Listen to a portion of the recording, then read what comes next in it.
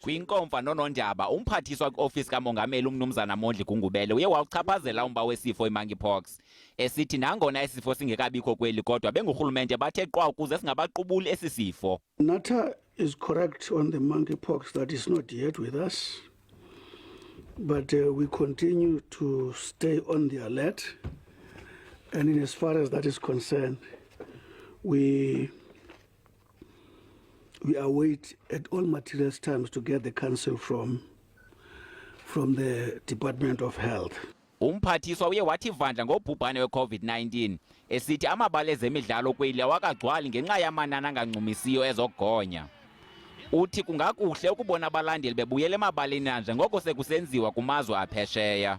There's nothing that has changed to this up to this point with regard to the number of people at the stadium. There's still a lot of work being done in that regard. And of course, the intention is to succeed, convince as many people as possible to vaccinate so that we can enjoy sport the same way it is being enjoyed in in Europe.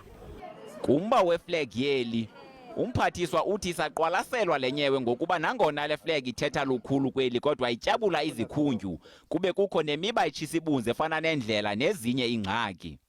The minister had responded appropriately in as far as the public situation is concerned, and I keep on again repeating the fact that if people can look at the flag and its content, they will find it's a critical flag to actually reinforce cohesion in South Africa.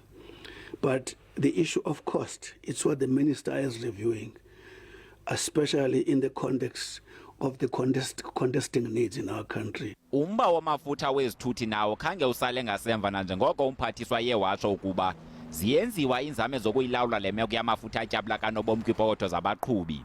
NdinguThami Manganya weendaba ze-SABC eRhawutini.